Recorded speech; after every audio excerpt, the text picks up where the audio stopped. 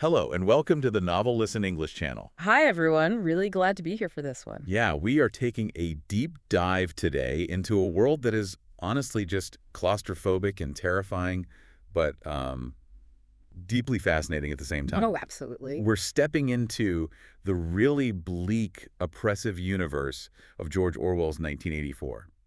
And, since we know many of you listening are probably already familiar with the broad strokes of this dystopian nightmare, we aren't just going to, summarize the plot today. Right. That wouldn't do it justice anyway. Exactly. Instead, we are pulling directly from Orwell's original text, alongside some mid-century sociological critiques of totalitarianism and modern linguistic theories, to answer one really terrifying question. Which is, how exactly does a system completely dismantle human reality? Yes, because it requires looking way past the surface-level horrors of Oceania and, examining the actual structural mechanics of the party. Right, because to set the stage here, we really have to recognize that the environment Orwell created isn't just depressing. It's actively engineered to induce this constant state of cognitive exhaustion. Like right from the first page, right. Exactly. Yeah. I mean, we open on a bright, cold day in April, and the clocks are striking 13. Such a famous line. It is, and that single jarring detail immediately signals to the reader that the very fabric of normal life, down to how we measure time, has been completely altered by the state. Yeah, and then we follow our protagonist, Winston Smith, right? He's this frail, exhausted 39-year-old walking into Victory Mansions, and the text specifically notes it smells of boiled cabbage and old rag mats. Oh, the sensory details are so bleak. They really are. And he's constantly being watched by these massive posters warning, Big Brother is watching you. It just shows that this isn't just a standard dictatorship demanding physical obedience. No, not at all. It is a full exploration of a state attempting to literally consume the human mind. Okay, let's unpack this. Because the mechanics of how they control that reality are chilling, starting with just the sheer impossibility of ever being alone. The surveillance is absolute. Right. We move from the physical decay of his apartment building straight into the suffocating grip of this mass surveillance. In Oceania, privacy has been entirely eradicated by the telescreens. And we should clarify, these aren't just televisions broadcasting deafening state propaganda all day. No, they are two-way cameras installed in every single home, every street corner, every office. They monitor movements, facial expressions, even a citizen's breathing. And obviously, turning them off is strictly forbidden. Well, the telescreens serve a dual purpose, really. They are tools of physical monitoring, certainly, but their primary function is psychological. How so? Because when you know that a sudden twitch or a momentary look of frustration or even just a change in your breathing pattern can be detected and analyzed, you are forced to police your own internal world. Wow. Yeah, you become your own jailer. Exactly. And this brings us to the concept of thought crime. The thought police in this world don't merely patrol the streets, they police consciousness itself. Just harboring a single internal doubt against the party is the ultimate offense, right? Yes. The thought itself is the crime, and it carries an automatic death sentence. There is no trial, you just disappear. And to enforce that kind of mental blankness, the party needs reality to constantly shift. Which is ironic because it's literally Winston's daily 9-to-5 job to provide that shifting reality. Yeah, at the Ministry of Truth. Right, Ministry and Newspeak. His sole task there is the systematic destruction of history. He sits there and rewrites old newspaper articles, books, and archives to match whatever the party's current policy or alliance happens to be that exact day. It's a massive, never-ending bureaucratic machine of lies. Totally. He takes yesterday's inconvenient facts, drops them into these literal memory holes to be incinerated in buildings' furnaces, and replaces them with fabricated truth. It's chilling when you think about the scale of it. To put this in perspective for you listening, think about a modern delete button on your computer, or photoshopping someone out of an image. We do that on a small scale all the time. But imagine that happening on a terrifying societal scale where the government just photoshops reality daily. And everyone has to just accept it. Yeah, which brings up a huge question for me. If they are constantly changing the past like that, how does anyone stay sane? Well, the short answer is that sanity, as we define it, doesn't actually exist in Oceania. Oh, man. Yeah, to function in that environment, the human brain is forced to adopt two major state-mandated cognitive mechanisms. Those are newspeak and doublethink. Right, the twin pillars of their control. Exactly. So newspeak is the official language, and its entire structural purpose is to shrink the English vocabulary a little more each year. But wait, That seems highly counterproductive. Usually languages grow and evolve, right, like to accommodate new ideas, technologies, and social structures. Sure, in a normal society. Deliberately shrinking a language just seems like it would completely cripple a society's ability to innovate or even function efficiently. It would cripple innovation, absolutely. But the party prioritizes control over progress. Newspeak is based on linguistic determinism. Which is the idea that language dictates the boundaries of thought, right? Precisely. The party's goal is to make rebellious concepts literally unthinkable. I mean, if you eradicate the word freedom from the dictionary and remove all words related to self-expression or justice or liberty, then conceiving the actual idea of freedom becomes mentally impossible over time. Because you just don't have the words for it. Exactly. You simply have no cognitive tools to shape the thought. That is deeply unsettling. You're basically trapped inside a shrinking cage of vocabulary. And the other mechanism, doublethink, that sounds even more exhausting to me. Oh, it requires constant mental gymnastics. It's the ability to simultaneously and wholeheartedly believe in two entirely contradictory truths, right? Yeah. I mean, the party's four main ministries are the perfect examples of this. Yes, the names are completely inverted. The Ministry of Peace deals exclusively with war. The Ministry of Love is in charge of torture and law and order. And the Ministry of Plenty oversees economic shortages and mass starvation.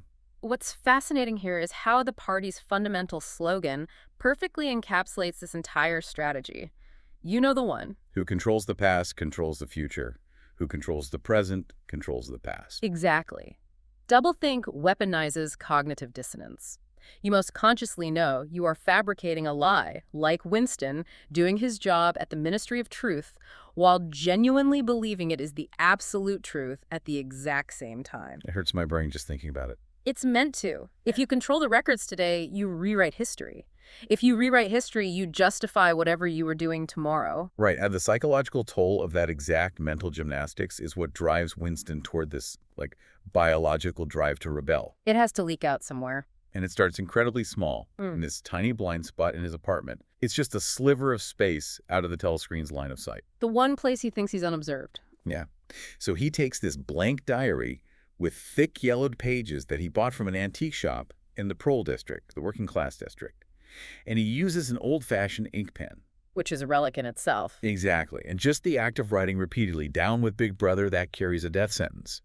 But it is his desperate attempt to tether himself to some form of objective, unchangeable reality. He is really just trying to reclaim his individuality. The silent war begins there, in that tiny blind spot. But an internal philosophical rebellion is fragile. Right.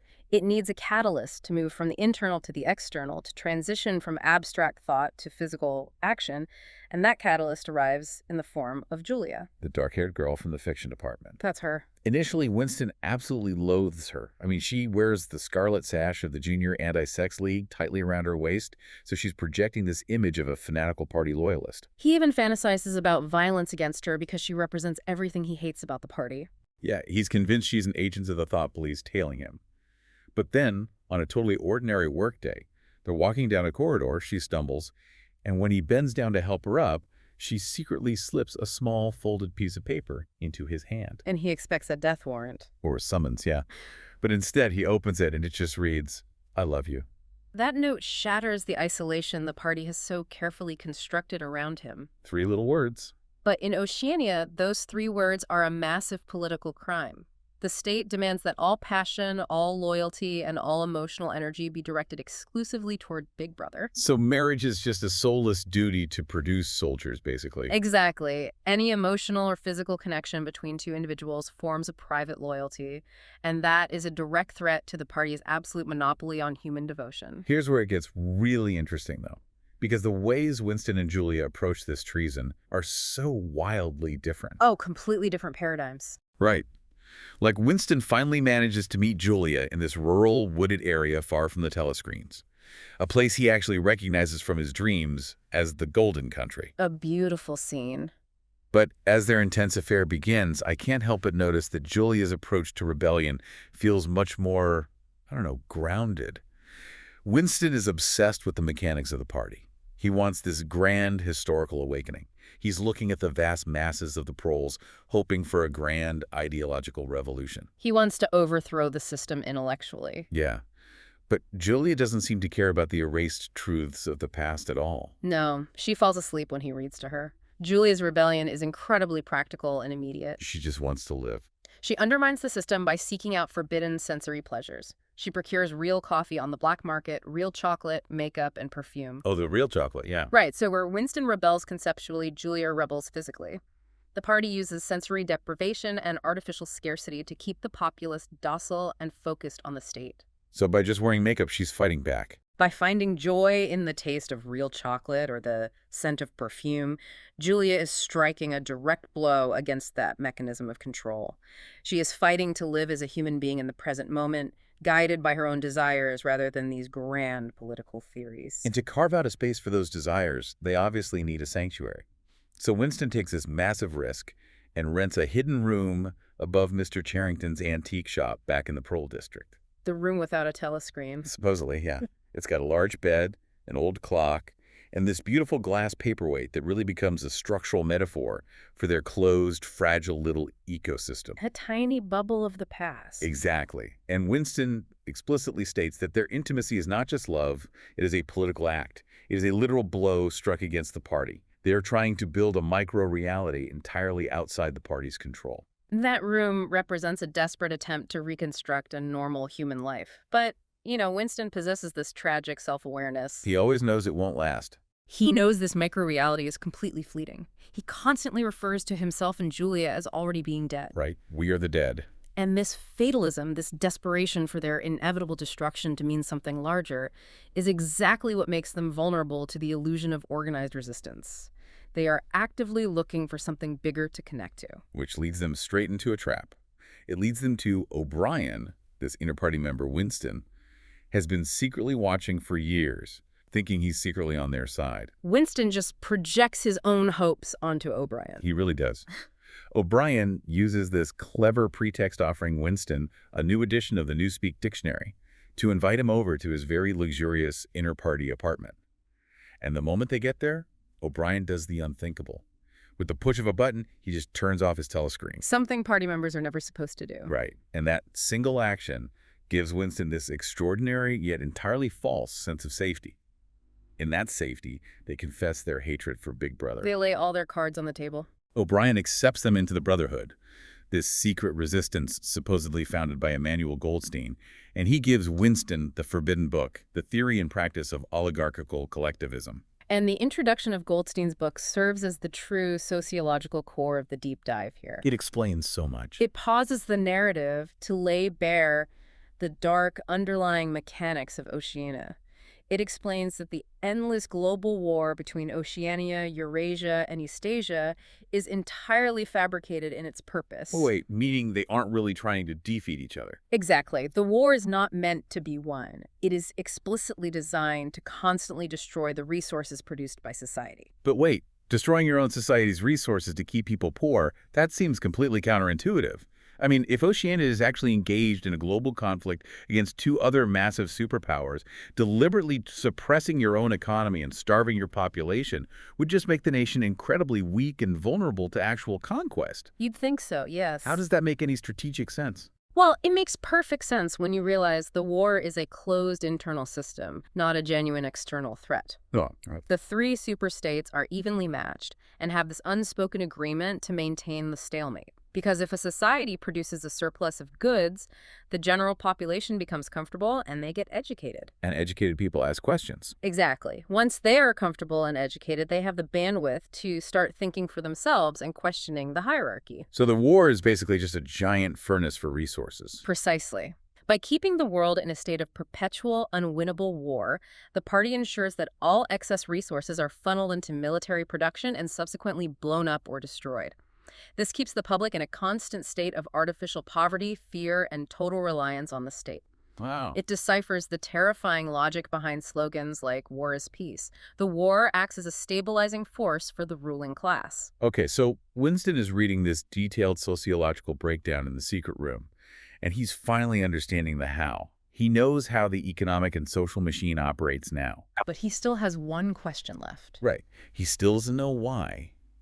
Why build this massive, complex world of pain and lies just for power? What is the ultimate goal? The most terrifying question of all. And it's in this moment of peak philosophical questioning.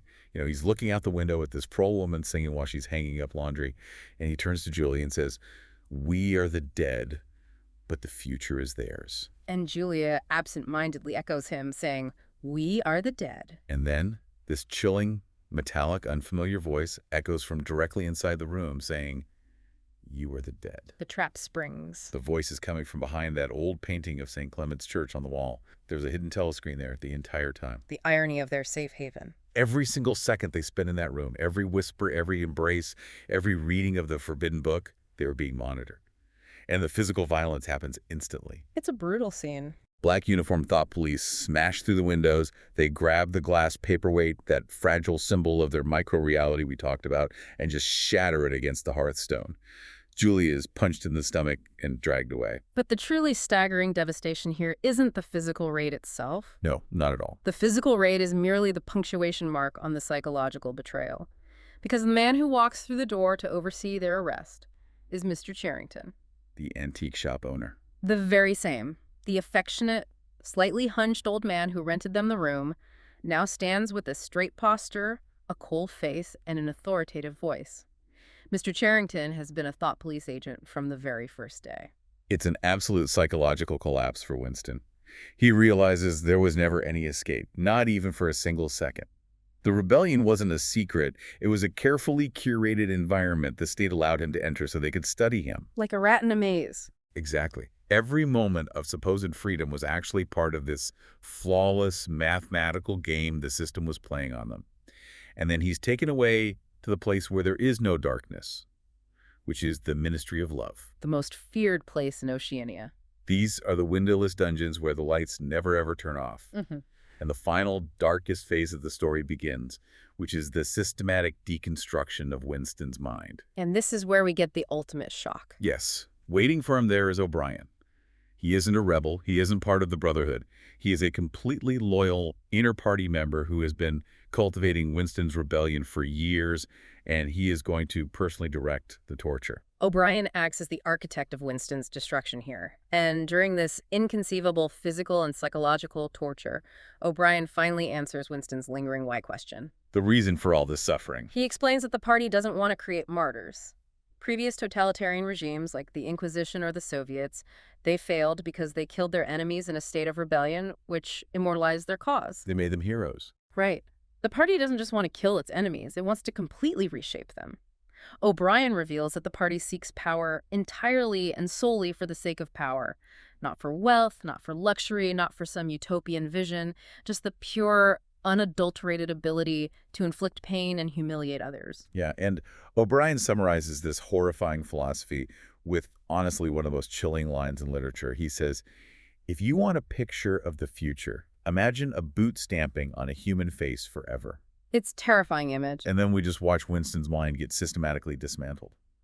Through relentless torture and this twisted trauma bonding with his captor, he is forced to truly believe that 2 + 2 = 5. They break his reliance on empirical truth. He is broken down until he accepts that objective reality doesn't exist outside the mind of the party.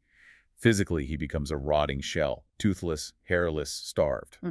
But he holds on to one single deeply buried thing. His one remaining anchor. He hasn't betrayed Julia. He still loves her. And if we connect this to the bigger picture, that lingering love is the final, undeniable proof of his humanity. Because it's his, not theirs. Exactly. As long as he loves Julia, a tiny, fragmented piece of Winston Smith still belongs to Winston Smith. It means he still values another human being above the party. And the party can't have that. The state's control is not absolute as long as that emotional loyalty exists. They cannot allow even a microscopic crumb of humanity to survive, because their goal is the total eradication of the individual ego. Which brings us to the terrifying climax of this entire process, Room 101. The worst thing in the world. The room where every prisoner faces their own specific, greatest personal fear. Yeah. And for Winston, that is rats. O'Brien straps a specially designed wire cage to Winston's face. Just a horrific scene to even imagine. Inside are these massive starving sewer rats. And as the mask is about to click open and let the rats tear into his flesh, Winston's mind fractures completely. In absolute sheer terror, he sacrifices his soul. He screams, "Do it to Julia. Tear her face apart, not mine." That scream is the mathematical death of the ego. He gave her up. Completely. By wishing that horrific fate upon the only person he loved, Winston is stating that he cares more about his own physical survival than his spiritual core. He willingly severs his final connection to his own humanity. It's so bleak. The betrayal of Julia isn't just sad, it's the necessary final step in his deconstruction. Once the spiritual core is gone, the vessel is empty, and the party can finally fill it entirely with love for Big Brother. It is deeply devastating. And the deep dive leaves us with this final tragic image of Winston after he has been released back into society as a quote-unquote cured citizen. Because they let him go once he's broken. Right. He's this empty shell sitting in the Chestnut Tree Cafe, drinking victory gin and just staring blankly at chess problems. We learn he actually ran into Julia once on the street after they were released. A completely hollow reunion. Yeah, the spark was completely gone. They both knew the naked truth of their mutual betrayal in room 101. There was nothing left but this icy, hollow distance between them. The rebellion is entirely extinguished, not by execution, but by rendering the rebels incapable of human connection. And as news of an Oceanian military victory plays over the cafe telescreen, gin-scented tears trickle down Winston's face. He has surrendered his soul. And the final realization, the very last sentence of his story, cements the party's absolute victory. He loves Big Brother. He loved Big Brother. It just transforms a horrifying plot point into this lasting philosophical warning for all of us. It really does. The ultimate insight of 1984 isn't simply that a totalitarian state has the power to kill you. No, it's worse than that. It's that the state can manipulate your environment and your mind so thoroughly that it makes you destroy your own soul, ensuring there is literally no you left to kill. Man. So what does this all mean for you listening? We've just navigated a dark, fictional world, obviously, but the underlying mechanisms, the linguistic manipulation, the erosion of objective truth, and the weaponization of fear, these are profound concepts. They are very real tools of control. They show us the absolute importance of preserving our memory, maintaining our critical thinking, and fiercely protecting our human connections, especially when we are faced with overwhelming information and systems of power in our own lives. And I want to leave you with a final thought to mull over today. Go for it. If a system can slowly convince a person that 2 + 2 = 5 simply by isolating them and controlling the information they consume, what is your glass paperweight? What is the absolute fragile truth that keeps you tethered to reality in an age of endless information and shifting narratives? That is a question we all need to be asking ourselves. Subscribe and follow us to stay updated on our content. Goodbye.